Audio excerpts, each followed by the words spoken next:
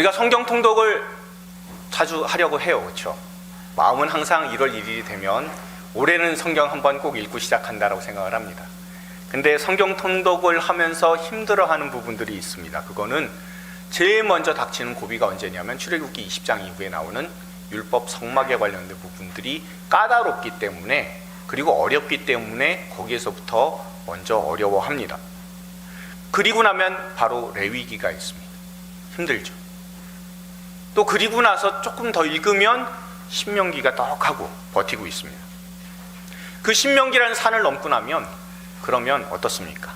우리가 그 마음속에 생각을 할 때 이제는 좀 쉬워요. 왜냐하면 역사서이기 때문에 금방금방 잘 넘어가는 것 같습니다. 그런데 조금 지나다 보면 정말 당황되는 책이 하나가 나옵니다. 그게 바로 역대기입니다. 특히 역대기 1장부터 9장이 있습니다. 그리고 갑작스럽게 역대기 1장 1절에서부터 시작하는 이름이 뭐냐면 아담이라는 이름부터 시작을 해요. 그러면서 마음속으로 생각을 합니다. 성경 처음부터 다시 읽어야 되나? 아담이라는 이름 여러분들 보시면서 그런 생각 드신 적 없으셨어요? 아담이라는 이름이 나오기 때문에 이게 처음부터 다시 읽어야 되나 싶은, 처음부터 다시 쭉 시작이 되나 싶은 그런 내용입니다. 그런데 더 당황스러운 것은 아담의 이름이 아니라 그 다음에 등장하는 내용입니다. 왜냐하면 역대상 1장부터 9장의 내용은 족보이기 때문에 그렇습니다. 이 족보의 힘든 고비를 넘어가면 이미 앞에서 읽었었던 사무엘의 내용, 그리고 열왕기 하에 해당한 그런 내용들이 다시 한번 등장을 하게 됩니다. 구약 읽는 게 참 만만치 않구나 라고 생각하게 만드는 책이 바로 이 역대기이기도 합니다. 오늘 본문이 속한 역대기 1장부터 9장까지의 별명이 있습니다. 제가 붙인 게 아니니까 오해하지 마십시오. 성경의 수면제입니다. 학자들이 붙인 이름이에요. 제가 붙인 이름이 절대 아니에요. 학자들마저 이렇게 이름을 붙일 정도로 이 역대기 처음에 9장은요 정말 읽는데 쉽지 않습니다. 그나마 우리가 이 역대기상 1장부터 9장까지의 내용 가운데 알고 있는 게 조금이라도 있다면 4장 9절 10절에 등장하는 야베스의 기도라는 것 여러분 들어보셨고 읽어보셨을 겁니다. 그런데 그 외에 나오는 사람들의 이름은 내가 아는 사람보다 알지 못하는 사람들이 훨씬 더 많습니다. 누구의 아들들은 누구의 아들들이며 누구의 아들은 누구의 아들이며 이런 얘기가 계속해서 반복이 돼요. 오늘 본문 뒤에 있는 내용이 바로 그렇습니다. 그런데 이 이름들을 잘 읽다 보면 우리가 아는 이름이 아니기 때문에 참 막막하다는 그런 생각이 들 때가 있습니다. 여러분도 혹시 여러분들의 족보책을 혹시 정독하신 적이 있으십니까? 족보책 정독 중요한 책이잖아요. 근데 왜 정독 안 하십니까? 저도 제가 이제 성산이시기 때문에 그래서 족보책을 제가 본 적이 있습니다. 그리고 이미 돌아가신 큰아버지께서 고조 할아버지 때부터의 내용을 좀 상세하게 말씀을 해주셔서 그래서 대충은 좀 알고 있는 게 있습니다. 그렇지만 족보책을, 저랑 가장 관계된 중요한 책을 저는 정독하고 싶은 마음은 없습니다. 대부분 족보에 있는 분들은 제가 만난 분들이 아니잖아요. 만난 적도 없기 때문에 아무리 읽는다고 해서 알지도 못하기 때문에 정독하고 싶은 마음은 없습니다. 여러분 오늘 본문 뒤에 3절부터 5절 나오는데 한번 제가 여러분들하고 같이 한번 읽어볼까요? 한번 읽어보겠습니다. 시작. 이스라엘의 장자 르우벤의 아들은 하녹과 발루와 헤스론과 갈미요, 요엘의 아들은 스마야요, 그의 아들은 고기요, 그의 아들은 시므이요, 그의 아들은 미가요, 그의 아들은 르아야요, 그의 아들은 바알이요. 계속 그의 아들은 계속해서 나오니까 그렇죠? 그런데 여기에 등장하는 이름들을 잘 보시면 요엘이나 시므이나 미가 등의 이름은 어디서 좀 들어본 듯한 이름들입니다. 근데 사실은 르우벤의 아들들이기 때문에, 그리고 그 자손들이기 때문에 동명이인입니다. 그리고 우리가 잘 아는 조금 전에 나왔던 요엘이나 시므이나 미가 등의 이름들에 해당하는 사람들은 훨씬 후대 사람들이에요. 그렇기 때문에 3절부터 5절까지 방금 읽은 이 구절에서 나오는 사람들은요 여기에만 등장하는 그런 사람들입니다. 다시 말하면 우리가 전혀 알지 못하는 사람입니다. 그런데 한번 여러분 생각해 보십시오. 루벤이 장자잖아요. 장자인데 근데 그 아들들이 전혀 알려지지 못한 이유에 대해서 1절에 등장하는데 공동 번역으로 제가 한번 읽어보겠습니다. 이스라엘의 맏아들 루벤의 계보, 그는 아버지의 소실을 범한 탓으로 맏아들의 상속권을 동생 요셉의 두 아들에게 넘겨주고 맏아들이면서 족보의 맏아들로 오르지 못했다 라고 되어 있습니다. 아버지의 첩인 빌하하고 통간을 한 탓에 장남으로서의 명분이 사라지게 되었다는 겁니다. 그리고 그 장자의 명분은 요셉하고의 두 아들인 므낫세와 에브라임에게 넘어갔다는 겁니다.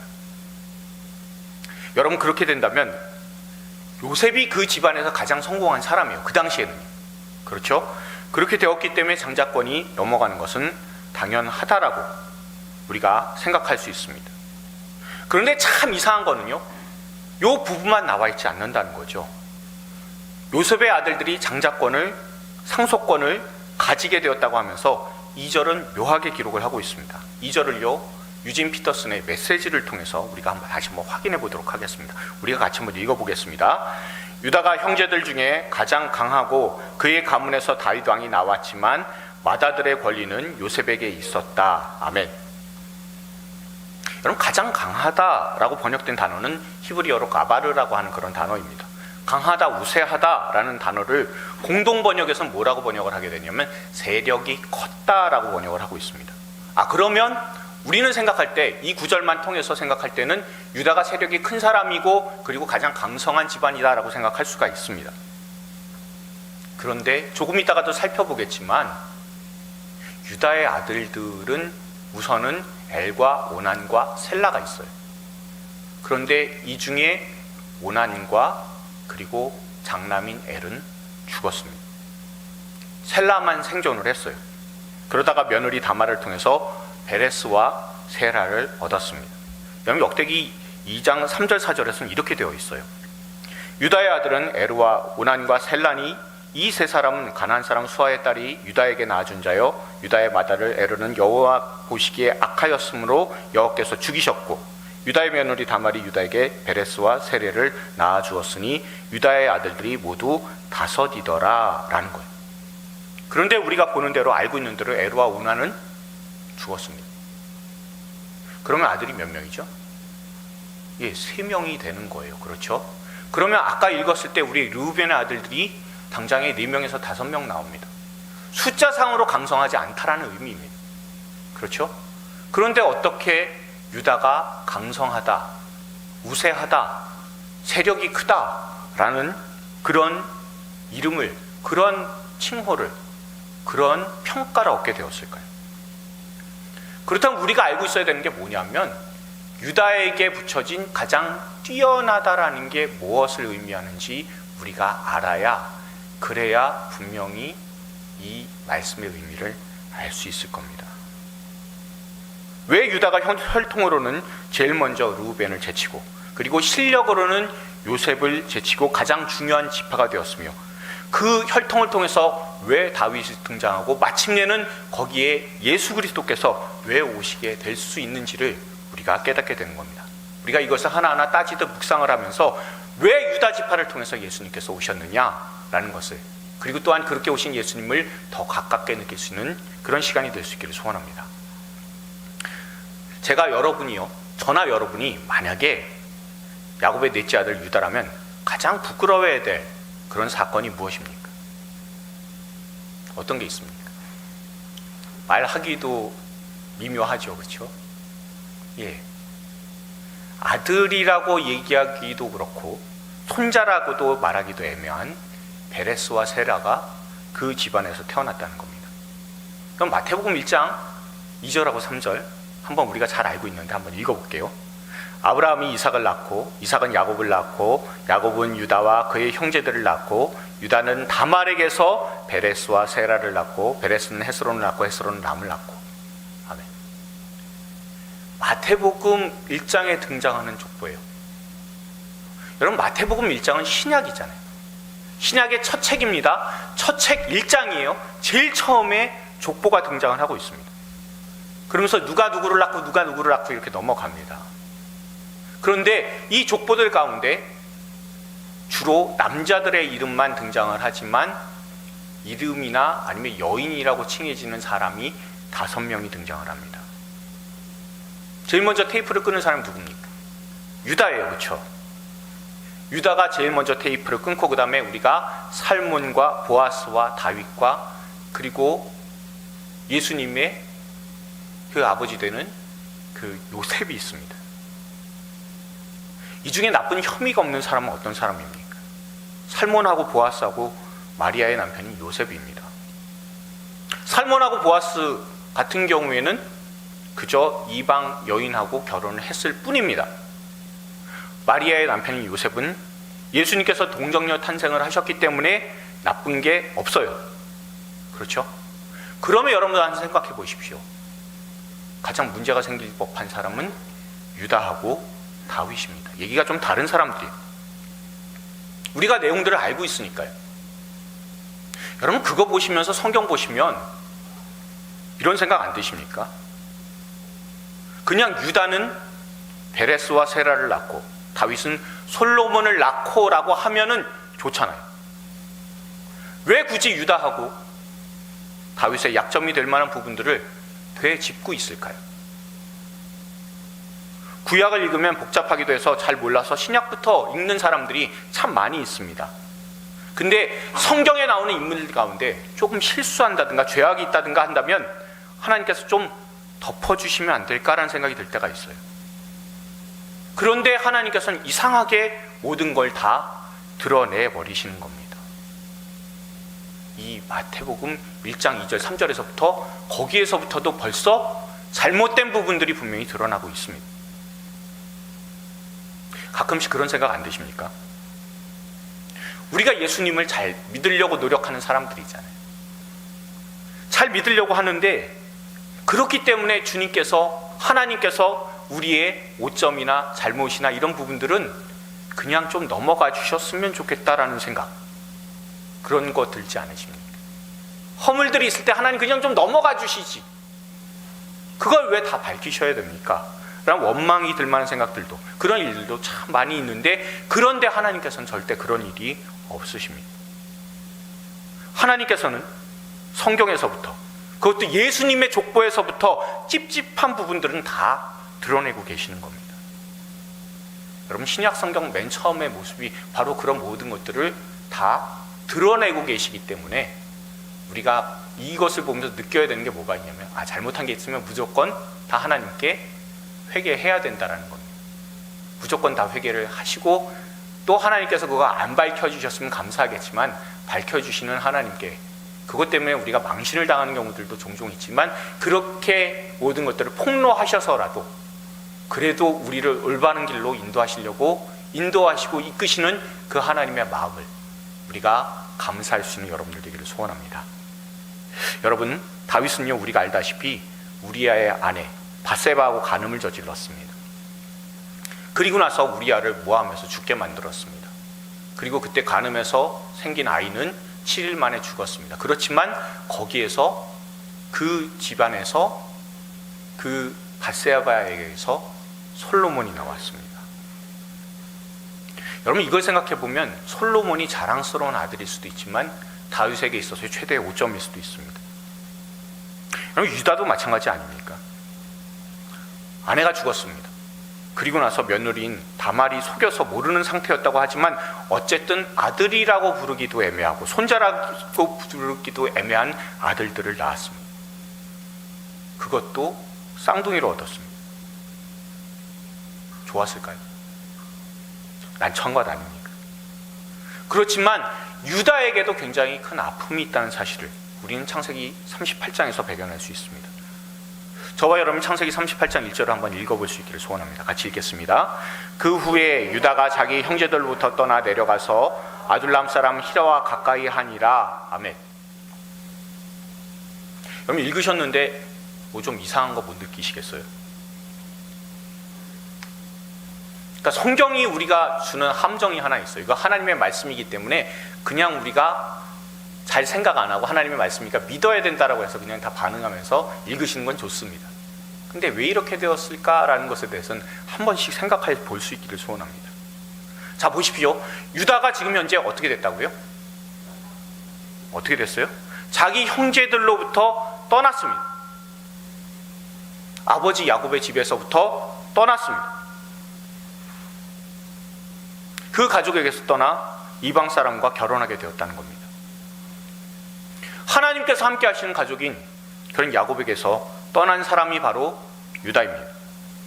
그리고 이방 여인인 수아라는 사람의 딸과 결혼을 했다는 것은 다시는 이제 아버지 보지 않겠다는 겁니다. 독립하겠다는 것을 의미합니다. 왜냐하면 그 아들 엘의 아내가 바로 다말이기 때문입니다. 엘의 아내가 다말이다 하면 며느리 본 거잖아요.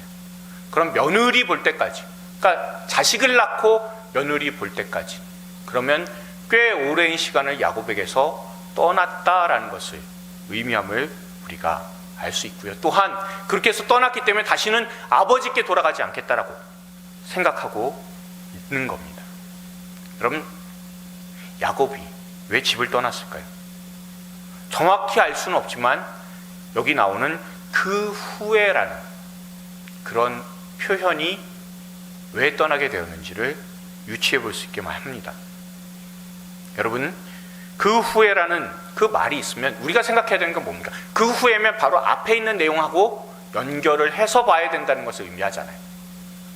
그 후에면 그 앞에 있는 내용이 어떤 내용이 나와 있습니까? 창세기 38장 앞에는 당연히 37장이 있습니다. 그리고 37장의 내용은 요셉이 애굽의 노예로 팔려간 사건이 나와 있다는 겁니다. 여러분, 그 당시에 요셉이 팔려갈 당시에 형들이 하고 싶은 건 무엇입니까? 장자 르우벤만 얘를 좀 살려야 되겠다 생각하고 나머지 형제들은 다 죽이고 싶은 겁니다. 꼴보기 싶은 겁니다. 깊은 구덩이에 묻어두고 그리고 나서 죽도록 내버려두고 싶은 것이 형들의 생각이고 계획이었습니다. 그래서 요셉이 형들한테 찾아오자 제일 먼저 한 것이 그 채색옷, 꼴보기 싫은 그 채색옷부터 벗겼습니다. 그리고 물 없는 깊은 우물에다가 가두었습니다. 그때 유다가 형제들한테 이렇게 얘기를 했습니다. 우리가 우리 동생을 죽이고 그의 피를 덮어둔들 무엇이 유익할까? 자, 그를 이스마엘 사람들에게 팔고 그에게 우리 손을 대지 말자. 그는 우리의 동생이요 우리의 혈육이니라. 말은 동생이다 혈육이다 얘기하지만 어떻게 하는 거예요? 팔아 넘기는 거예요. 그리고 나서 정말 미디안의 그런 상인들한테, 노예 상인들한테 팔아 넘겼습니다. 은 20에 팔고 나서 아버지한테 가서 이야기했습니다. 요셉이 심부름 오다가 늑대라든가 그런 짐승들에게 물려 죽은 것 같습니다. 여기 찢어진 옷에 여기에 피 묻은 것을 보니까 확실합니다라고 그렇게 말하게 됩니다. 그 후에 유다가 집을 떠났다는 것. 아마도 요셉을 판 것이 후회가 되었을 수도 있습니다. 그리고 아버지를 속인 것이 너무나 마음이 아파서 더 이상 슬픔에 잠긴 아버지를 보는 것이 온내 마음에 걸려서 집을 떠날 수도 있었을 겁니다. 아버지도 잊고 싶고요. 또한 형제들과 특히 요셉도 다 잊고 싶었을 겁니다. 무엇보다 아버지가 섬기는 여호와 하나님도 잊고 싶었을 겁니다. 그냥 모든 걸 다 내려놓고 자기가 원하는 대로 자기의 삶을 살아가고 싶었을지도 모릅니다. 아버지 야곱은요, 결혼하기 위해서 하란까지 갔잖아요. 멀리까지 갔습니다. 가나안 여인들하고 결혼하고 싶지 않다라는 겁니다. 그렇지만 유다는 그렇지 않고 나는 내 마음대로, 내 좋은 대로 하고 싶고 또한 내 하고 싶은 결혼은 내가 하겠다라는 겁니다. 여호와 하나님의 백성이면서 하나님의 백성답지 않게 살아가는 동생을 시기하면서 팔아버리고 속임수로 하몰의 가족들을 몰살하는 그런 가족들의 모습들이 다 싫어서 떠났을지도 모릅니다. 마음에 그런 생각 들지 않았을까요? 동생 팔고 나서 또한 세상 사람들 속여서 그 사람들 다 죽이고 나서 그때 그런 마음이 들었을지도 몰라요. 뭐가 하나님 믿는다는 겁니까? 세상 사람들하고 뭐가 다른지, 이러느니 나는 그냥 세상 사람들처럼 살겠다라고 그렇게 아버지 야곱의 집을 나와서 살아갔을 겁니다. 그러다가 눈에 띈 사람이 수아라는 사람의 딸입니다. 그리고 나서 결혼하게 되었습니다. 생각했을 겁니다. 그래, 사람이 마음 잡고 거기서 살면 거기가 고향이지 생각했을 겁니다. 하나님의 백성이 아니기로 작정하고 살아갔을 겁니다. 이방인처럼 살아갔을 겁니다. 그렇게 오랜 동안 잘 살았습니다. 그리고 나서 이제 어느 정도 아들이 크자, 내 큰아들은 내가 며느리를 데리고 와줘야 되겠다. 우리 아버지 야곱처럼 멀리 찾아가는 게 아니라 내가 내 아들을 위해서 그 며느리를 데리고 와줘야 되겠다라고 해서 그래서 데리고 와서 결혼을 시켜주게 되었습니다. 그런데 얼마 안 가서 엘이 죽었습니다.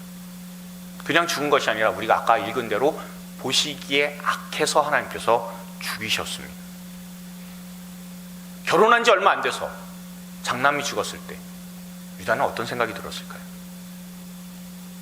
그래서 이번에는 그 다말을 둘째하고 결혼을 시킵니다. 근데 이 모든 상황이 마음에 안 드는 오난은 자기 마음대로 하고 싶기 때문에 꾀를 써서 거부를 하게 됩니다. 그러자 하나님께서 그 오난도 죽여버리셨습니다. 여러분들께서 잘 생각하셔야 되는 것은 뭐냐면 유다가 그 당시 어떤 심정이었을까라는 거예요. 두 아들이 죽었잖아요. 어떤 생각이 들었겠습니까? 아들이 그렇게 죽어가는 그런 모습을 통해서 머릿속에 요셉의 모습이 떠오르진 않았겠습니까? 형 제발 살려주십시오. 절 이대로 팔지 마십시오. 아버지 집으로 돌아가고 싶습니다 라고 간청했었던 그 요셉의 모습이 떠오르지 않았겠습니까? 한 명의 동생을 노예를 팔아서 생사를 모르는 그런 상황이 되었지만 아들 둘을 유다는 잃었습니다. 그리고 시간이 조금 지나서 유다의 아내도 세상을 떠나게 됩니다. 두 아들 그리고 아내까지도 잃어버렸을 때 어떤 심정이 유다를 지배했겠습니까? 여러분 이런 상황 생각나면 떠오르는 사람 한 명 없나요? 다 죽었고 뭐 하나 남고.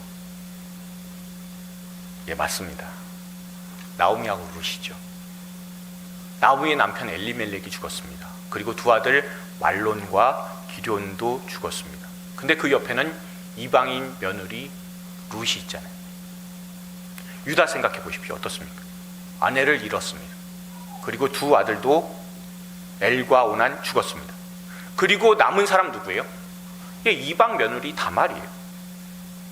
그러면 나오미의 이야기를 중심으로 해서 우리가 놓고 따지면 어떻게 생각할 수 있어요? 유다는 당장에 뭐 해야 돼요? 아버지의 집으로 돌아와야 되는 사람입니다. 아버지 떠나면 잘 될 줄 알았습니다. 그런데 다 잃었습니다. 그러니 돌아올 수밖에 없었습니다 라고 탕자처럼 돌아와야 되는 겁니다. 근데 유다는 그렇게 하지 않습니다. 그냥 세상 사람들처럼 살아갔습니다. 그래서 아내를 탈상하고 나서 부쩍 외로워지자 여자를 찾게 됐습니다. 그리고 한 여인을 만났습니다. 근데 그 여인이 며느리인지 모릅니다. 그리고 밤을 지냈습니다. 그리고 그 며느리 다말이 임신했다는 소식을 듣고 굉장히 크게 노했습니다. 그러나 그 태어난 아이들이 자기 아들들이라는 것을 알고 나서야 자신의 잘못을 뉘우치게 됩니다. 그리고 족보에 나온 대로 베레스하고 세라가 탄생을 하게 되었습니다. 그럼 참 놀랍지 않습니까? 아들 둘이 죽었어요. 근데 아들 둘이 쌍둥이로 탄생하게 되었습니다. 하나님께서는 두 아들의 죽음과 이 쌍둥이 두 아들이 태어나게 함으로써 하나님께서는 채워주셨음을 우리가 알 수가 있습니다. 그리고 시간이 흘러서요, 야곱의 아들들이 베냐민을 데리고 나서 나중에 아직 정체가 하나도 드러나지 않은 애굽의 총리인 요셉한테 식량을 사러 내려가는 것을 우리는 알고 있습니다. 그때에 내려갔을 때 그 총리인, 그리고 형들은 아직은 정체를 모르는 그 총리인 요셉이 요구하는 게 뭡니까? 동생 베냐민 내놔라, 이렇게 나오는 것 아닙니까? 그럴 때 유다가 나서서 하는 이야기가 있습니다. 제가 읽어보겠습니다. 주의 종이 내 아버지에게 아이를 담보하기를 내가 이를 아버지께로 데리고 돌아오지 아니하면 영영이 아버지의 죄짐을 지리이다 하였사오니 이제 주의 종으로 그 아이를 대신하여 머물러 있어 내 주의 종이 되게 하시고 그 아이는 그의 형제들과 함께 올려보내소서. 그 아이가 나와 함께 가지 아니하면 내가 어찌 내 아버지에게로 올라갈 수 있으리이까 두렵건대 제 해가 내 아버지에게 미침을 보리이다. 아멘. 창세기 44장에 나오는 그런 말씀입니다. 베냐민을 애굽에 두고 못 가겠다는 거죠. 동생을 제일 사랑하는 아버지가 계시기 때문에 내가 이 동생 베냐민을 두고는 못 갑니다. 차라리 제가 이 애굽에 남아서 노예가 되겠습니다라는 겁니다. 여러분, 이 말을 통해서 알게 되는 것이 무엇입니까? 유다가 다시 아버지 집에 돌아왔다는 거예요. 그리고 다시는 동생을 노예로 만들지 않겠다고, 내가 노예가 차라리 되겠노라고 약속하고 있는 겁니다. 단순히 식량이 없어서가 아니잖아요. 자신이 요셉을 노예로 팔자고 했었습니다. 그런 주동자였기 때문에 그에 대한 행동을 뉘우치면서 자신이 노예가 되겠노라고 나서고 있는 것을 볼 수가 있습니다. 이제는 동생이 잃지 않겠다라고 다짐하고 있는 겁니다. 다시 말하면 아버지 집으로 돌아와서 이제 아들로서의 지위와 책임을 회복하고 있는 것을 우리가 알 수가 있습니다. 아까도 말씀드린 것처럼 마태복음 족보인 그 마태복음 1장 1절부터 17절에 나오는 것은 우리가 예수님의 족보입니다. 예수님의 족보의 시작은 아브라함부터 시작을 합니다. 그런데 본격적으로 사실 누구부터 시작을 하게 되냐 하면 사실은 이 유다부터 시작합니다. 왜요? 유다를 통해서 예수님 오셨기 때문에 그렇습니다. 그렇죠? 그러면 이것을 한번 따져보십시오. 혈통으로 따지면 장남은 누가 있습니까? 루벤이 있어요. 루벤이 추잡한 짓을 저질러서 장자의 명분이 사라졌다고 말씀을 이야기합니다. 그러면 당연히 누구한테 넘어가야 됩니까? 둘째인 시므온한테 넘어가야 됩니다. 아니면 그 당시에 실력이나 세력으로 따졌을 때는 가장 강한 요셉이 있잖아요. 요셉이 가장이나 다름이 없잖아요. 그리고 본문도 장자의 명분이 요셉에게로 갔다고 하니까 그 다음에 족보의 내용은 므낫세나 에브라임을 통해서 예수님이 오셔야 되는 게 당연합니다. 그리고 사실 나중에 주도를 하게 되는 북이스라엘이 나중에 갈라지게 되었을 때 주도하는 지파가 에브라임 지파예요. 그러면 요셉한테 장자의 명분이 흘러가야 되는 게 맞습니다. 아니면 또 다른 사람 한 명 있죠. 누구요? 셋째 아들 레위입니다. 여러분, 레위는 레위 지파 사람이죠. 레위 지파 사람은 하나님 안에서 성실하게 하나님을 섬기는 사람들이잖아요. 그럼 장자의 명분이 레위에게 돌아가야 되는 게 맞을 겁니다. 그러나 유다한테 장자의 명분이, 장자의 혈통이 흘러가게 되었습니다. 이유가 뭐라고요? 아까 읽은 대로 뛰어나기 때문입니다. 여러분, 무엇이 유다를 뛰어나다라고 평가하게 만들었습니까? 요셉 앞에서 자신의 막내 동생 베냐민을 책임졌다고 해서 그게 뛰어난 것일까요? 그렇지 않을 겁니다.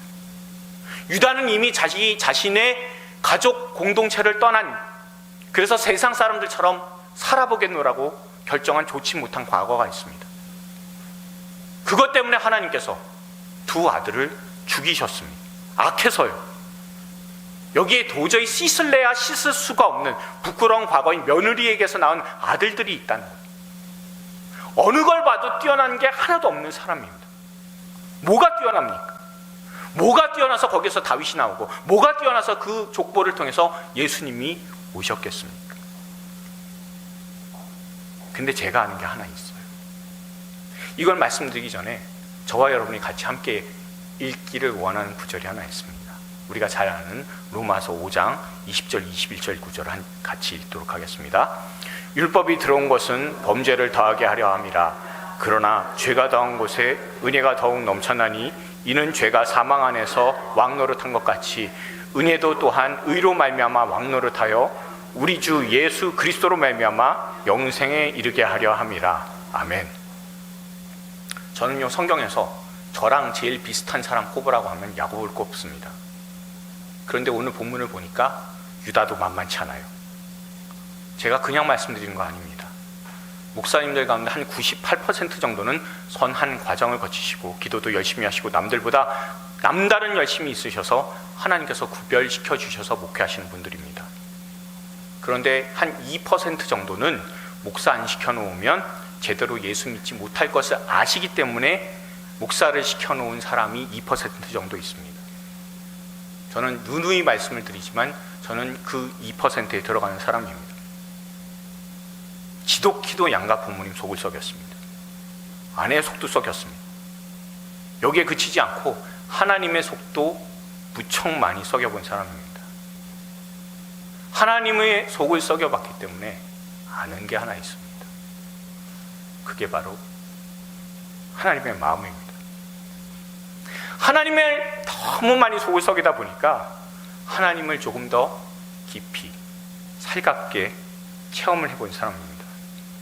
제가 죄를 저지를 때 하나님은 어떤 마음이셨는지, 우리 주 예수 그리스도께서는 얼마나 또한 마음이 아프셨을까라는 것을 생각할 수 있는 사람입니다. 그렇지만 이 로마서의 말씀처럼 죄악이 심했기 때문에 하나님께서 더 큰 은혜를 준 사람이 바로 저입니다. 그래서 은혜가 어떤 의미를 갖고 있는 단어인지 좀 압니다. 그럼 유다도 마찬가지 아닙니까? 자기 마음대로 아버지 집을 떠났습니다. 그리고 아버지를 상심하게 했고 이방인과 동일한 모습으로 살아감으로 하나님의 마음을 상하게 만들었습니다. 그리고 하나님께서 극단적으로 손을 대서라도 그렇게 내 아버지 집이 최고다, 그러니까 돌아가자라고 그렇게 돌아온 사람이 바로 이 유다입니다. 돌아올 때 어땠을까요? 아들들이 있잖아요. 부끄러운 아들들이, 아들이에요, 손자예요? 라고 물어보면 대답하기 힘든 그런 아들들이 있잖아요. 망설여지지 않았을까요? 그랬겠지만 하나님의 뜻이 어떤 것인지 알고 이제 돌아와서 회복을 하게 되었고 가족 구성원으로서 이제 책임을 지게 되었단 그런 사람이 바로 유다입니다. 또한 하나님 아버지처럼 아들을 잃어본 사람이기도 합니다. 우리 주님께서 이런 사람의 혈통으로 오셨다는 게 얼마나 감사하면서 얼마나 다행인 일입니까? 세상 사람처럼 살고자 노력하고 세상 사람도 안 하는 허물을 가진 유다가 돌아왔으면 누구든지 돌아올 수 있다라고 말씀하시는 것 아닙니까? 그 어떤 죄악도 어떤 허물도 어떤 실패도 돌아오기만 하면 되는 것을 알려주는 사람, 하나님의 은혜를 드러내는 데 있어서 가장 뛰어나기 때문에, 가장 우세하기 때문에, 가장 강하기 때문에 그렇게 유다를 하나님께서는 기뻐하셨기 때문에 마침내는 유다를 통해서 예수님께서 그 족보에 오시게 된 놀라운 일이 발생하게 되었습니다. 여러분, 알렉산드리아의 교부 중에 키릴루스라는 분이 있어요. 이분이 이 마태복음 요 부분에 있어서의 해석 중에 이런 내용들을 달아놨어요. 제가 한번 읽어볼게요. 성경에는 그다지 적절치 않아 보이는 이야기도 때때로 나옵니다. 그러나 성경의 목적은 성인들의 삶을 이야기하는 것이 아니라 이 사실들을 통해 그리스도의 신비를 우리에게 가르치려는 것입니다. 얼마나 놀랍습니까? 이 말처럼요, 유다의 이야기나 또한 유다의 족보나 이해할 수 없는 겁니다. 그 족보를 통해서 오신 주님도 이해할 수 없습니다. 그러나 아무리 커다란 죄악이 있어도 주님의 은혜가 훨씬 더 크기 때문에 막을 수 없는 하나님의 신비 은혜가 있는 겁니다. 또한 그 죄악의 족보를 예수님 한 분으로 말미암아 영광스러운 메시아의 족보로 만들어 버리셨습니다. 그 누구도 유다의 족보를 보면서 이건 죄인의 족보야, 부끄러운 사람들의 족보야라고 얘기하지 않습니다. 예수님 한 분이 메시아의 족보로 완전히 뒤바꿔 놓았습니다. 그 모든 죄악을 뚫고 마침내 죄인이 우리의 삶에 들어오셔서 죄와 사망의 권세를 다 역전시키시고 우리에게 은혜와 생명을 가져다 주신 분이 바로 예수님이심을 이 족보를 통해서 우리에게 분명하게 알려주고 있는 겁니다. 이제 2주 후면 성탄절입니다. 가장 비참한 죄인을 구원하시기 위해서 가장 부끄러운 사람의 족보를 통해서 예수님께서 오셨습니다. 여러분, 족보를 한번 보시면 그러면 소망을 발견할 수가 없잖아요. 우리도 동일하게 죄와 사망의 족보 가운데 있었던 사람입니다. 그러나 예수님 한 분으로 죄와 사망의 족보가 아니라 은혜와 생명의 족보로 바뀌게 되었습니다. 우리도 본래 죄와 사망에 속했었던 그 족보에 있었던 사람들이지만 주 예수 그리스도로 말미암아 우리는 생명책, 하늘의 족보에 기록이 된 사람들입니다. 꼭 기억하십시오. 저와 여러분의 원래 명단은 이 땅의 족보에 속해 있었던 사람입니다. 그래서 죽을 수밖에 없었던 죄인의 족보에 속해 있었던 사람입니다. 그러나 예수님으로 말미암아 생명책, 생명의 족보에 기록이 되었다는 것을 여러분들 꼭 기억하십시오. 이것이 바로 예수님의 십자가의 놀라운 은혜, 성육신의 은혜, 부활의 권능으로 이루어진 하나님의 자녀 삼아주신 놀라운 하나님의 사랑입니다. 이 귀한 사랑을 늘 누릴 수 있는 저와 여러분들 다 될 수 있기를 소망합니다.